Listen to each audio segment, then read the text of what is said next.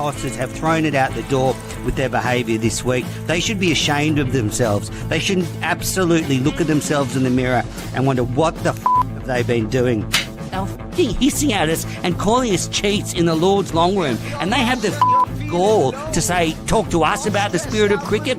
Absolute bullshit. There's a big appeal, it's hit him on the pad, he's out! Lions gone, New South Wales are 9 down! Onto Sydney Road, and it's hit a car! Oh, I think it's hit a car! What a way to bring up your 50! All you want is to leave it all behind. Now there is a simple remedy to stay fit for all eternity. Oh, hello everybody and welcome back to the Cricket Unfiltered podcast. I am Menners and we have a ton of cricket news to get through. The domestic season is underway. Australia is in New Zealand playing a T20 series. The women's team is about to embark on a World Cup adventure. There's some big news coming out of Pakistan that could have severe repercussions in the Big Bash. There's a huge signing for the Big Bash. And joining me to talk about it all is the one and only Damien Watson. Damien, how are you? I'm good, Menners. The AFL season's done and dusted. Just the NRL Grand Final to get through, and it'll be all about cricket. Absolutely. Now, Damien, as soon as we finished recording last week, the news was announced that Ravi Ashwin, or Ash, sorry, he doesn't like to be called Ravi, so Ravi Chandran Ashwin, or Ash, is coming to the BBL. He's going to play for the Sydney Thunder. But here's the little wrinkle in the news, Damien. There's been a lot of excitement about it, and I think it is a very good signing. Don't get me wrong. If you can get Ashwin for any amount of time, you should do it. But he's only coming for 3 games at the end of the tournament, and then he's available for finals if the Thunder are good enough. So let's hope the Thunder is still in contention when he gets there. But, you know, the Big Bash has still finished second behind another league because 3 games is good, Damien, but it's not exact. It's pretty paltry. It is, but marketing-wise, it's probably worth it, isn't it, Menners? Oh, it's absolutely worth it. But it just shows where the Big Bash is that, you know, he's playing somewhere else first. I think in the IL T20, we still can't compete for the wages. Now, It is very good marketing. He's got a huge footprint, Ashwin, and we all know out in Western Sydney there's a huge population from the subcontinent. So I think he'll be a huge success. But you know, if I'm the Sydney Thunder, it's a tough one because you want him, but 3 games out, you're going to drop in a new player. They've already got their spinners, Green, Tanvi Sangha, a couple of others. So they're going to completely change their team in the run into the finals. It's not a bad thing, but I just think we're maybe carrying on a bit too much. I would have liked to have seen Ash come for a bit longer than 3 games. Yeah, it's an interesting one, but money talks, isn't it? And yeah, you do feel for someone like Green or Tanvi Sangha who has solidified their spot. What if they have a good season as well, Menners? That makes it interesting in terms of what you do for selection if both of them have a very good season. And they're going to have to play Ash. There's no way they're going to bring him out here and sit him on the bench. So someone's going to get the short straw when he comes in. And what if he comes in and the Thunder have had a stinker of a season and he's just playing some exhibition games? So, look, I think it's very good. I'm positive about it, but I just want to temper the enthusiasm with a little bit of realism that he's coming right in at the sort of tail end of the competition for a little bit of a quick tour. It's not exactly, you know, if he was playing 10 games for the Thunder, I'd be super excited, but it's just 3. Yeah, true. But I think regardless of where they are on the table, people are going to show up, aren't they? I don't think that'll make too much of a difference as where they are. That's true. And, you know, there's the big Sydney smash and, you know, you're looking at players being available like Steve Smith, Ashwin and David Warner. I mean, that's going to be a tantalising match at the SCG. They could sell it out just for a Big Bash game, which is very rare. But there has been a spanner in the works, Damien, breaking overnight The PCB, the Pakistan Cricket Board, has suspended all no objection certificates for its players who want to participate in T20 leagues outside Pakistan.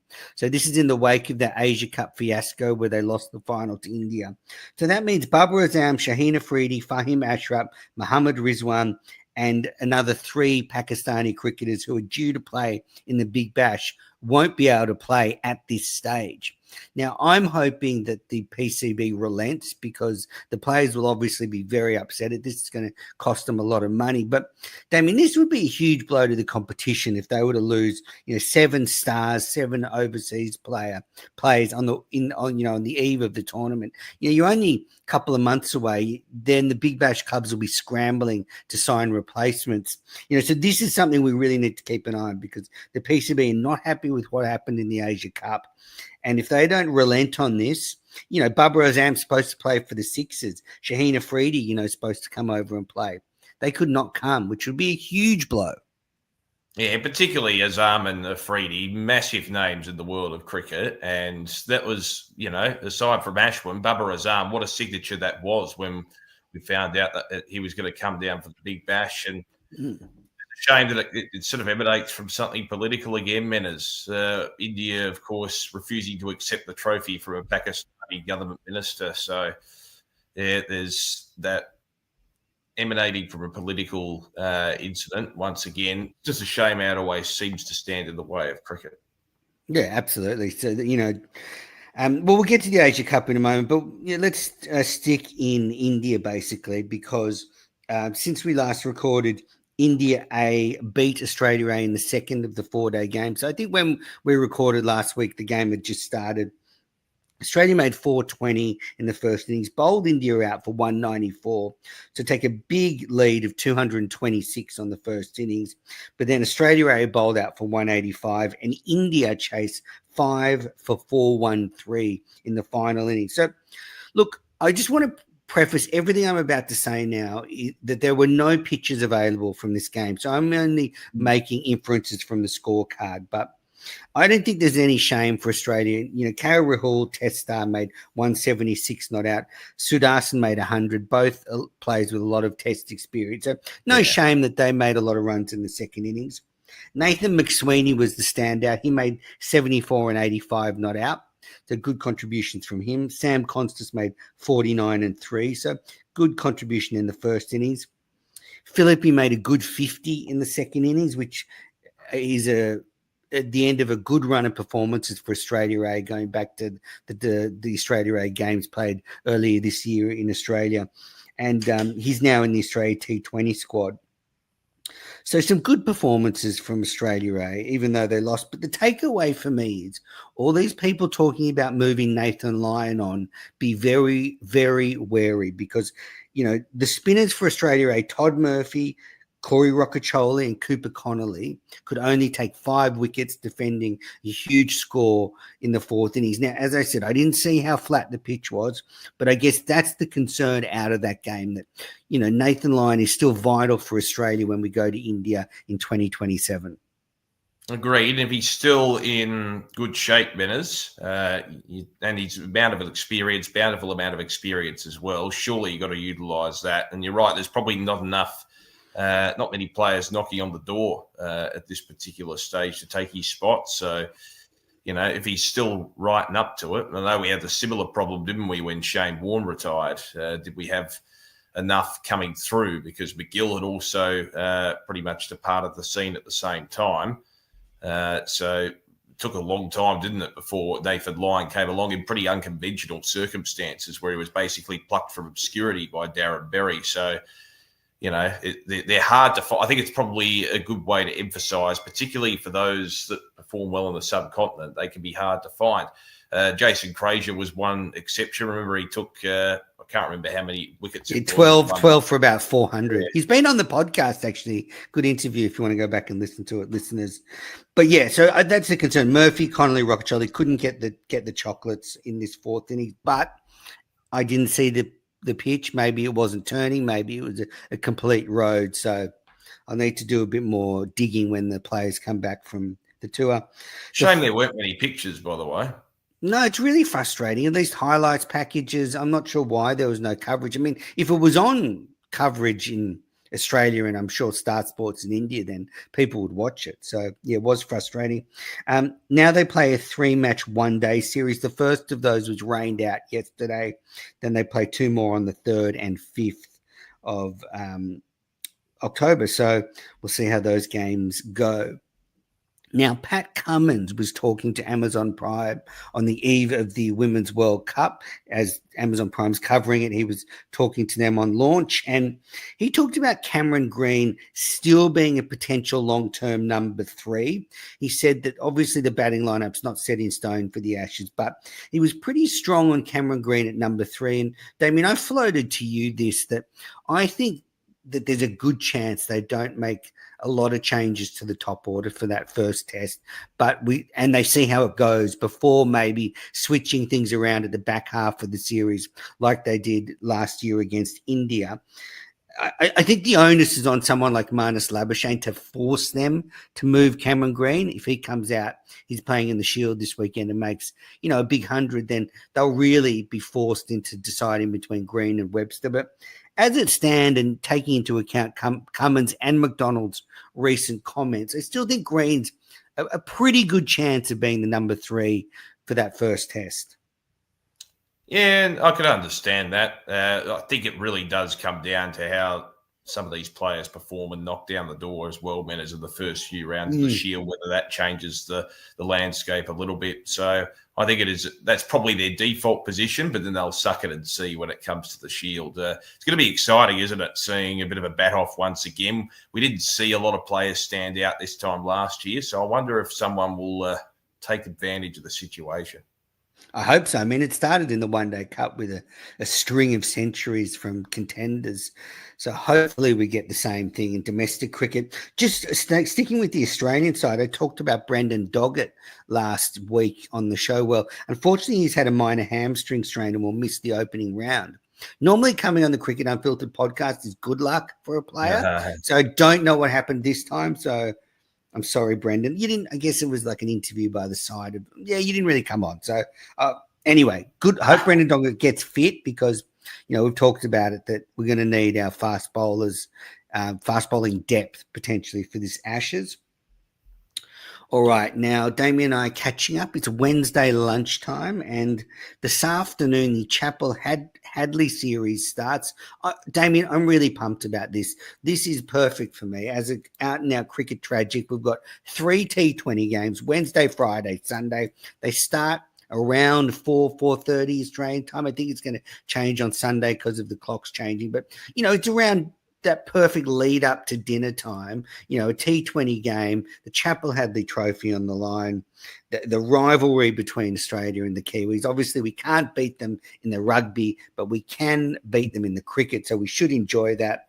So I can't wait. But, big news coming out of the camp. Glenn Maxwell broke his wrist 2 days ago on training. So on Monday, he was bowling to Mitch Owen, who hit the ball back to Maxwell, hit him on the wrist, broke his wrist, and he's out. And Josh Phillippe has replaced him. And I guess the bigger picture for Maxwell is we've got T20s against India coming up. Then there's the Melbourne Stars campaign. And then there's a T20 World Cup. So how long does this broken wrist hang around? How much damage was done with the blow? I've been searching around. There's no real in-depth reports yet, but not a good start to the summer for Maxwell. He only plays one form of the game now, and he's going to miss, a significant chunk of time. That's right. That would have happened regardless. So I suppose from an Australian point of view, the good thing is you look at that middle order, Benners, you've got a decent amount of depth. Alex Carey is set to come in place of Josh Inglis, who's injured. So that could add to the logjam as well. You got Marcus Stoinis and Matt Short, who are making their returns. And I know Stoinis hasn't been in the best of form. Tim David as well, who was okay in the West Indies. So it's a good problem to have, I think, in terms of the middle order, to have that level of depth. Oh, absolutely. And look, it will be a big opportunity for Stoinis now. As we discussed, I think last week, he missed a couple of series in the winter to play T20 cricket. There was an article in the paper saying that his 100 contract was worth around 400K AUD. And, it's a well worthwhile missing a little series for Australia to get that money. So, we'll see how Australia does. So New Zealand have not won the Chappell Hadley Trophy since 2016. So if we can win it, we'll end up holding it for 10 years. All 3 games are being played at Mount Maunganui. The Australian men's side has never played there, but the women's side has played there a number of times. New Zealand are missing quite a few players: Mitchell Santner, Will O'Rourke, Glenn Phillips, Finn Allen. Unfortunately, Finn Allen's missing, who I don't know if anyone remembers his performances recently at the top of the order, but they've been electric. Adam Milne is also out. Kane Williamson is not featuring. So, there's quite a few players for New Zealand missing out. Australia have got a near full strength side. Obviously, no Cummins, no Inglis, no Maxwell, no Cameron Green, who's staying here to get ready in the Shield. But and one little stat that came out is that in 14 completed T20 internationals at Mount Maunganui, no team batting second has won. So Mitch Marsh likes to chase. He might have to bat first if he wins the toss. There you go. And you mentioned how the women's team has played there in the past. I think that was a World Cup venue, one-day World Cup venue last year in 2022. So it'll be interesting to see how the Aussies do adapt as well. I think there's always that element of the unknown when you come to a new venue, Menners. So that might put Australia slightly on the back foot in that respect. But I think they'll adapt pretty well. It's kind of cute, though, to have all 3 games at one venue. This seemed to start around COVID a little more and has come more in vogue, and reminds me a bit of baseball. Damien and I were trading barbs before we started because the Red Sox have won the first game of the wild card playoffs. I'm a Red Sox fan. Damien's a Yankees fan. But, they often play, 3-4 game series at one venue. Cricket is often moved around. So I quite like this, and I'm sure the players do, because they just, unpack once and that's it. That's right. And also the element that I suppose you can settle into the conditions too. But I don't mind. I'm actually in the camp of I don't mind them moving around. But I suppose it saves them money, doesn't it? Just sticking to the one spot. Yeah. All right. Last thing before we take our first break, we touched on it. The Asia Cup ended and it was a fiasco. There's no doubt about it. This tournament was a shit show. There's no other way to describe it. It was a disaster. There is blame to be had on both sides. It's gone far beyond cricket. It's a political machination now. The cricket teams are being used as extensions of governments. It's a very sad situation. But India won the Asia Cup. They beat Pakistan in the final. Quite a close game. But then India refused to accept the trophy from the head of the Asia Cup Council, who is also a Pakistani and is also a government minister in Pakistan, who has some pretty firm beliefs in the way relations with India should be. So, it's a very complicated situation. But, when the winners of the tournament aren't getting the trophy because they don't want to accept it from the Pakistani head of the Asia Cup Council, and the head of the Asia Cup Council refuses to relent. It's just a very messy situation. And I'm just worried about what's going to happen next. We've obviously got the Women's World Cup. What will happen when Pakistan and India play? What will happen in future ICC tournaments? I don't think anyone is coming out of this looking good at the moment. The players are being told not to shake hands, and I feel sorry for them, but it's just a mess, Damien. And, it ended actually very appropriately in a farce. Yeah, it's just frustrating because I'd love to see India and Pakistan just develop relations to the point where they can play, because it's one of the great rivalries where they can play on a more regular basis, man. And it just seems like there's knockback after knockback, incident after incident. It's from a cricketing point of view, I know there's bigger things at play, as you said, and a lot of external factors involved and a lot of history involved. But it just seems like yet another setback in that pursuit of playing more and more cricket between the two sides, because the atmosphere, there's nothing like it, matters in world cricket when they do come together. Yeah, and somehow they have to separate the cricket teams from the politics if they're going to keep playing. I know it's not easy, and there are very real tensions that the governments have, but you can't. You got to try and separate the sport if you're going to play. Just do, for the good of the people in Pakistan and India who just want to watch their cricket teams play. But yeah, it's not easy to do. It's very much easier to say than it is to do. But in this case, I think it's probably what they need to do. All right, we're going to take our first break. Then we'll be back with all the domestic news. Welcome back to the Cricket Unfiltered podcast. I am Menace. I am with Damien Watson. Oh, it's Wednesday, the 1st of October when we're recording this. The sun is shining. Cricket is on. Wall-to-wall cricket is on, so couldn't be happier. And this weekend, the Sheffield Shield starts. So it starts on Saturday. The champions, South Australia, are hosting Victoria. Western Australia are hosting New South Wales. And big news just to break, Nathan Lyon will skip a New South Wales for the first time in a Sheffield Shield match. He's the 122nd New South Wales skipper. So congratulations to Nathan Lyon, obviously good friend of the show, and great to see him skippering the side. That is because Jack Edwards is still playing over in the Australia A series. And Queensland will host Tasmania. And Queensland is fielding Marnus Labuschagne and Usman Khawaja. So Usman's going to play the first game. It's not clear how many of the 4 games he'll play before the first test. There's some reports it'll play around 2, maybe 3 games before the first test. He hasn't played since the West Indies tour, so he does need some cricket. He needs some time in the middle. So it'd just be up to him, I guess, to go out and score some runs, and then he doesn't have to play the Shield because he probably doesn't want to. But yeah, they're the 3 games. Anything exciting you about these 3 games, Damien? Oh, just seeing who can put their hand up, Menace, having watched the Australia A lineup over the winter, seeing if some of those players can continue their good form. So I'm really looking forward to seeing who can step up in that respect. And it'll get mainstream attention as well from this weekend onwards, Menace. So that's going to be very, very exciting. It'll be interesting to see from a South Australian point of view whether they can back up after the euphoria of last season. They'll gain a lot of self-belief out of it, but we often see with teams in sport, when they do claim a drought-breaking victory, there's a hangover at the end of it. So it'll be interesting to see whether that happens with South Australia, but they still have a lot of quality in that lineup, and good reward for Nathan Lyon as well. And I'm sure he'll treasure that experience to captain a state team. So it'll be interesting to see what tactics he deploys, whether he's a very attacking captain. But yeah, a number of players just looking forward to someone staking their claim. Yeah, I think Lyon would bowl himself from both ends if he could, if he's skipper. Yeah. Just on South Australia, they've started the One Day Cup a little bit cold this season, Yeah. so they'd want to start the Shield defence well. Otherwise, their coach Ryan Harris, he doesn't mince words. I can imagine him turning on the hairdryer in the change room after play. Now, big news though, and this has been flagged on the show. Like if you're listening to Cricket Unfiltered, you're always ahead of the news because we reported on injury subs being permitted by the ICC months ago. Well, it's now coming in for the Sheffield Shield. So here are the rules. A player can be replaced for any injury or illness across the first 2 days of the Sheffield Shield match. Players must be like for like, i.e. fast bowler for fast bowler.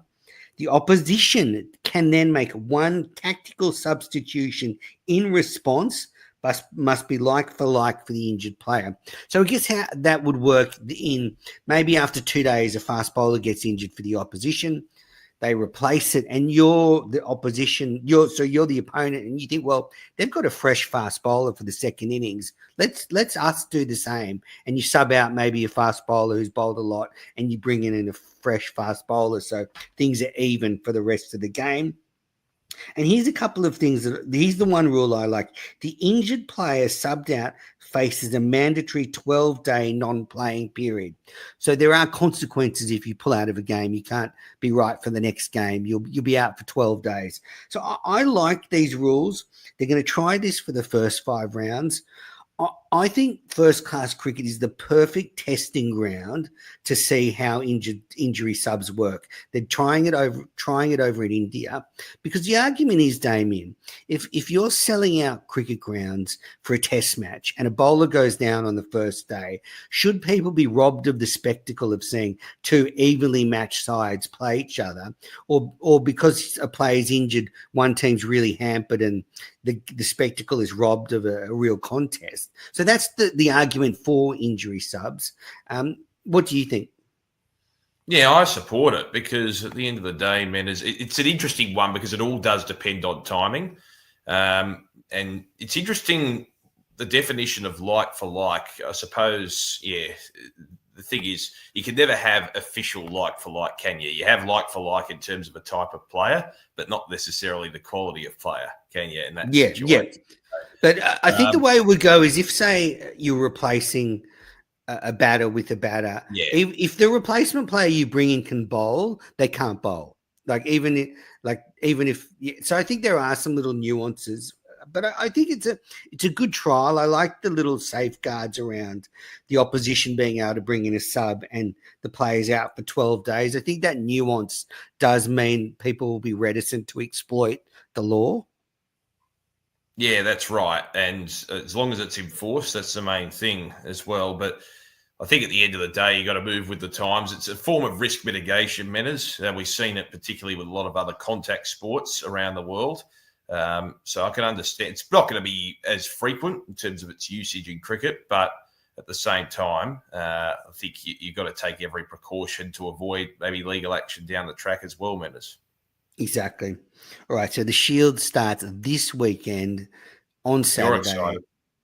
I'm excited. You're excited. Australia's excited. Now, the WNCL, the Women's National Cricket League, is underway, and Queensland and New South Wales are unbeaten from their first two games.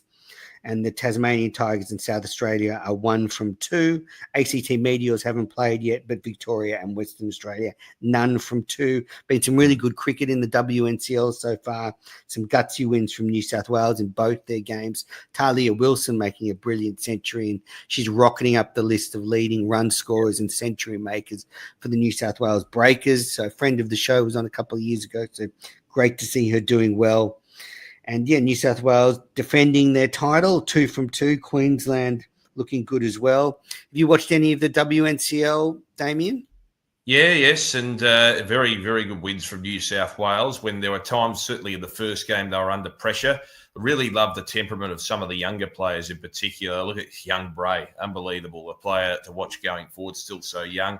So Kiva Bray, New South Wales were chasing a total, lost a lot of early wickets in the first game, and then Kiva Bray comes out with still quite a bit of work to do and smashes a runner ball 20 or 30 odd to lead the Breakers to a convincing win. I mean, she is fearless. We've seen her do it for the Sixers, come in and win games. I mean, this is a special talent. No doubt about that. Comparisons, obviously, to Phoebe Litchfield. What impresses me is how she can, at such a young age, be so calm and composed under pressure and play her natural game and not be deterred by the game situation. So that's a good sign for a player coming through, that she already has that fortitude, that mental fortitude, Menners. And just on Talia Wilson, great reward. She had a pretty good Australia A series against India A. Maybe she comes into the fray potentially as the next generation keeper batter for Australia if she can continue this form. I mean, you got Beth Mooney who's waiting in the wings for when Healy does decide to retire, and who knows how long that will go for in terms of Mooney's stint, if she does want to take up that role. But in terms of that next generation, Australia have sort of signalled initially that Nicole Fulton would be maybe the one, in terms of some of the selection decisions they've made, would be the one to come through the ranks and be that next gem. But Talia Wilson staking her claim was probably a bit stiff to miss out. So initially, she's certainly a player to watch and really is in a good amount of form at the moment. Absolutely. Yeah, when they were talking about Talia Wilson's performances, they sent out the list of New South Wales top 10 WNCL run scorers, and Alex Blackwell is at the top with 4,788 runs. Lisa Stalaker, friend of the show, actually Alex as well, both great friends of the show. Lisa Stalaker, number 2, 3,414. And Talia Wilson, 2,173, is 8th on the list now. So rising up the ranks. All right, staying in women's cricket, the Women's World Cup is underway. Overnight, India beat Sri Lanka in the opening game. A good game, actually, to start the tournament. Sri Lanka, they started off well, reducing India. India at one stage were 6 for 124 batting first, but then they rallied and Kaur and Sharma put on a 100 partnership before finishing 8 for 269 off their 47 overs. It was rain reduced, and then Sri Lanka all out for 211. So the hosts making a good start to the tournament. Australia takes on New Zealand later today as we record this in the Women's World Cup. So it's a double header against New Zealand later today. Got them in the T20s and in the Women's World Cup. Good news, remember, the Women's World Cup is free to watch on Amazon Prime. You do have to sign up, but you get it's in front of the paywall, so you can watch the Women's World Cup. The final of the Women's World Cup is November 2nd. India plays Pakistan on October 5. So I guess that's the big clash with a lot of anticipation around how both teams behave during that game, whether they shake hands. So that's only a few days away. And in huge news for the women's game, the ICC recently boosted the total pool of prize money to US $13.88 million. That's approximately 21 million Aussie dollars. And that's for that's going to be divided up between the winners. And this is a huge increase from the $3.5 billion prize pool for the last 50 over World Cup. So that's a huge increase. And if you're an Australian player, I think I did the calculations. You could take home around $250,000 in cash for winning. Per person? Per person, yeah. Yeah, very, very handy, manners. So makes a big difference, and good on the ICC for finding that money. It'll be an interesting tournament as well, how it's going to be received in the subcontinent too, whether the attendances are pretty stacked. I'll be interested to see how it's received locally. Yeah, I'm really looking forward to it. I think I spoke about it last week. One of the things with the Australian team, they're a victim of their own success. They really are expected to make the semi-finals and even expected to make the final. But I'll still be watching, and I'm sure they'll dominate through these opening rounds because they've looked in good form. I know they lost a warm-up game to England coming into the tournament, but I still think this Australian side is stacked. Lisa Healy, Megan Shute playing the last 50 over World Cups. I expect a lot. Phoebe Litchfield has been in great form. She started the year in a bit of a trough, but she's really coming out of it and is so good at playing in Indian conditions. And I think, Damien, it's interesting now that we've had a couple of years of the WPL, the Women's Premier League. I'm sure some Australian players like Annabelle Sutherland and Talia McGrath have got more experience playing in India and will be better for it. Yeah, I think so, and particularly facing some of the slower spinners as well, man. That's going to be something to adapt to in general. They take a lot of pace off the ball. So we've seen with the WPL, as you said, they've gained a decent amount of experience there. Didn't have a lot of chances to play domestic cricket until a couple of years ago, really, until the WPL came along. Not a lot of chances to adapt to the subcontinent conditions. So, yeah, I think that augurs well for them, that a lot of those top-line players have experience in the subcontinent. Yeah.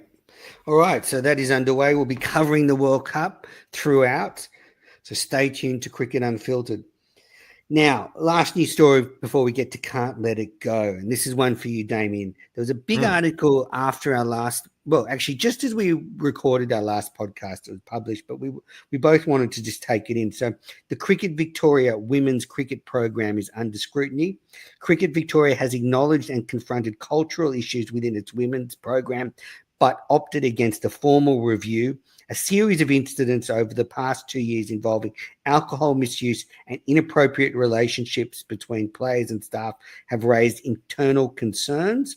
The matters include inappropriate touching between players at a postseason function in early 2023, inappropriate behaviour between a player and staffer after last season's WBBL, a relationship between a player and team staff member, and excessive drinking by players before an interstate game earlier this year, which was followed by a defeat. As our man on the ground in Victoria, what is your view on this?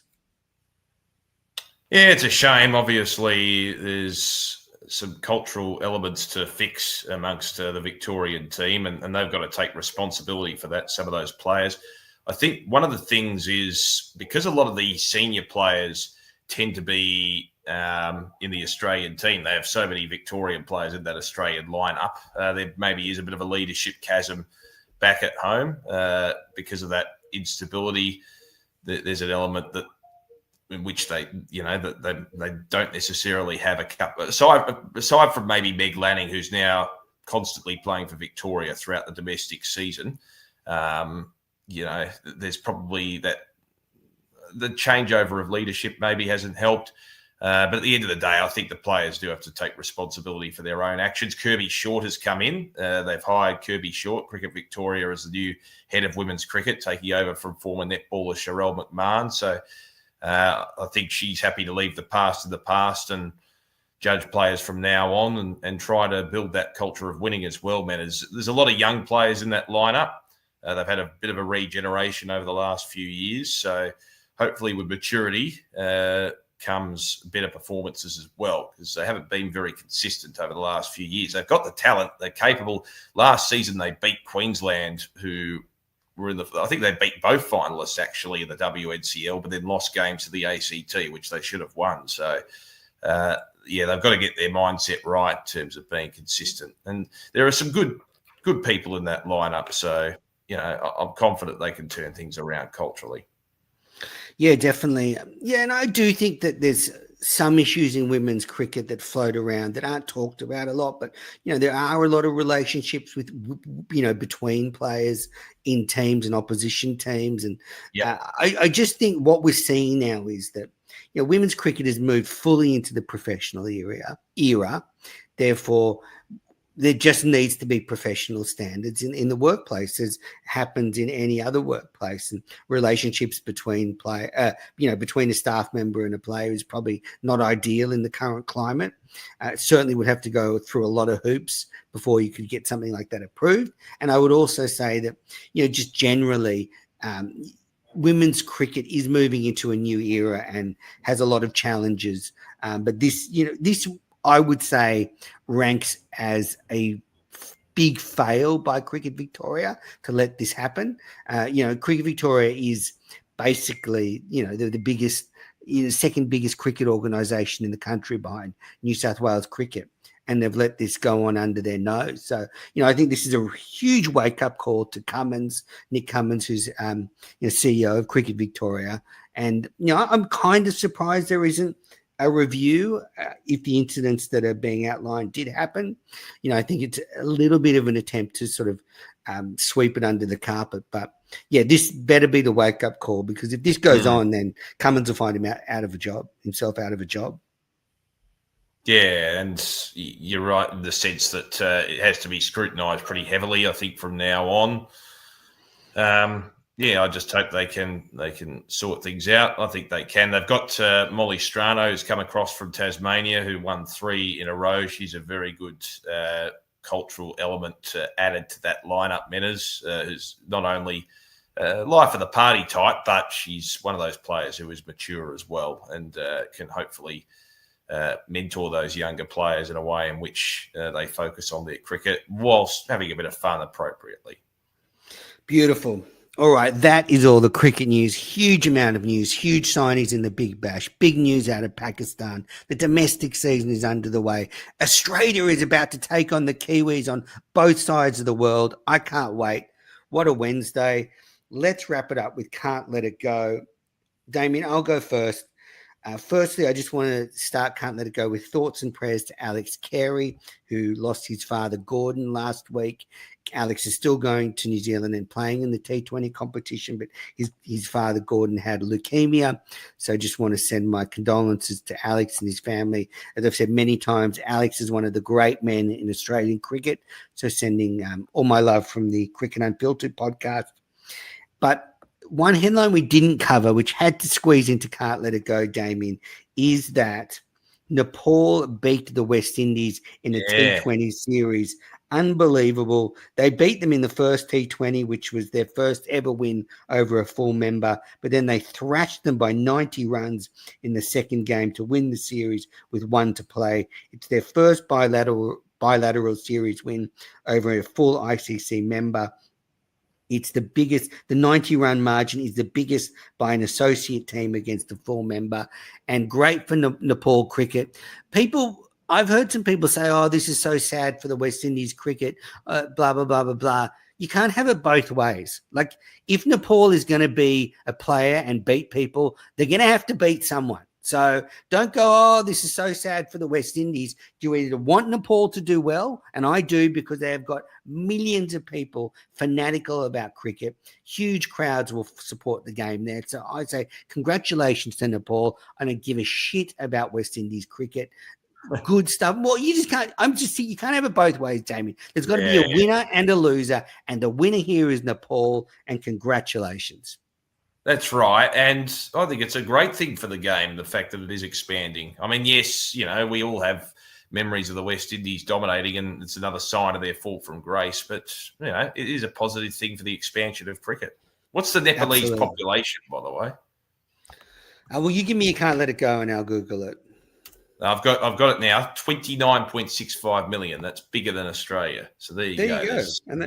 There's scope there because I don't think there are many other Nepalese national teams in any other sport that are overly successful by comparison. Well, I can't let it go. The under-19s, Menace. Australian under-19s are playing a 4-day match against the Indian under-19s up in Queensland. And shout out to Stephen Hogan, who's a local there in Queensland. He made 92 in Australia's first innings there. So a couple of good players to watch. I know they had some limited overs series as well in the lead up, and I think it was on Fox Cricket too. So good to see the under-19s getting their time in the sun. So that's my and I think what's his name? Surabha Vanchi, the 13-year-old, is playing for the under-19 side.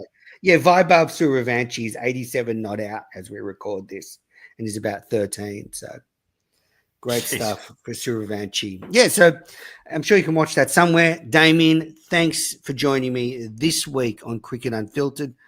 Where can the listeners keep in touch with you? At Damo_Watts on Twitter. Beautiful. Thanks, everybody, for tuning into the Cricket Unfiltered podcast.